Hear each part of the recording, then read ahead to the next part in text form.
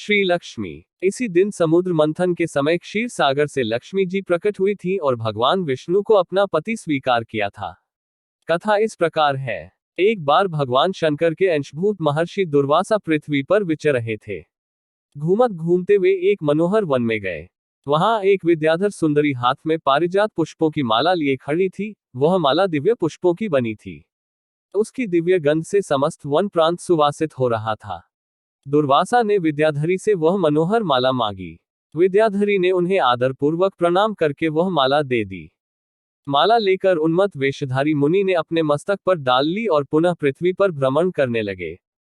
इसी समय मुनि को देवराज इंद्र दिखाई दिए, जो मतवाले ऐरावत पर चढ़कर आ रहे थे। उनके साथ बहुत से देवता भी थे। मुनि ने अपने मस्तक पर पड़ी माला उतारकर हाथ में ले ली। उसके ऊपर भौरे गुंजार कर रहे थे। जब देवराज समीप आए तो दुर्वासा ने पागलों की तरह वह माला उनके ऊपर फेंक दी। देवराज ने उसे ऐरावत के मस्तक पर डाल दिया। ऐरावत ने उसकी तीव्र गंध से आकर्षित हो सूंड से माला उतार ली और सूंघ कर पृथ्वी पर फेंक दी। यह देख दुर्वासा क्रोध से जल उठे और देवराज इंद्र से इस प्रकार बोले, अरे ओ इंद्र, ऐश्वर्य के घमंड से तेरा हृदय दूषित हो गया है। तुझ पर जड़ता छा रही है, तभी तो मेरी दी हुई माला का तूने आदर नहीं किया है। वह माला नहीं, श्री लक्ष्मी जी का धाम थी। माला लेकर तूने प्रणाम तक नहीं किया, इसलिए तेरे अधिकार में स्थित तीनों लोकों की लक्ष्मी शीघ्र ही अदृश्य हो जाएगी। यह शाप सुनकर देवराज इंद्र घबरा गए और तुरंत ही ऐरावत से उतरकर मुनि के चरणों में पड़ गए। उन्होंने दुर्वासा को प्रसन्न करने की लाख चेष्टाएं की, किंतु महर्षि टस से मज न हुए। उल्टे इंद्र को फटकार कर वहां से चल दिए। इंद्र भी ऐरावत पर सवार हो अमरावती को लौट गए। तब से तीनों लोकों की लक्ष्मी नष्ट हो गई। इस प्रकार त्रिलोकी के श्रीहीन एवं सत्वरहित हो जाने पर दानवों ने देवताओं पर चढ़ाई कर दी। देवताओं में अब उत्साह कहाँ रह गया था। सबने हार मान ली। फिर सभी देवता ब्रह्मा जी की शरण में गए। ब्रह्मा जी ने उन्हें भगवान विष्णु की शरण में जाने की सलाह दी तथा सबके साथ वे स्वयं भी क्षीरसागर के उत्तर तट पर गए।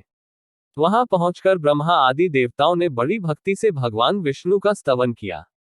भगवान प्रसन्न होकर देवताओं के सम्मुख प्रकट हुए।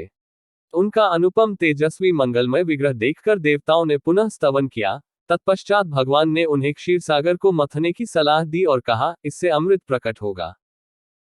उसके पान करने से तुम सब लोग अजर अमर हो जाओगे, किंतु यह कार्य है बहुत दुष्कर, अतः तुम्हें दैत्यों को भी अपना साथी बना लेना चाहिए। मैं तो तुम्हारी सहायता करूंगा ही। भगवान की आज्ञा पाकर देवगण दैत्यों से संधि करके अमृत प्राप्ति के लिए प्रयास करने लगे। वे भांति भांति की औषधियां लाए और उन्हें क्षीरसागर में छोड़ दिया। फिर मंदराचल पर्वत को मथानी और वासुकी नागराज को नेति रस्सी बनाकर बड़े वेग से समुद्र मंथन का कार्य आरंभ किया।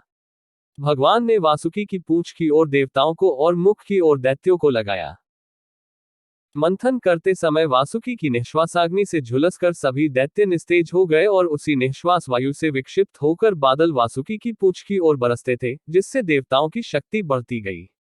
भक्त वत्सल भगवान विष्णु स्वयं कच्छप रूप धारण कर क्षीरसागर में घूमते हुए मंदराचल के आधार बने हुए थे।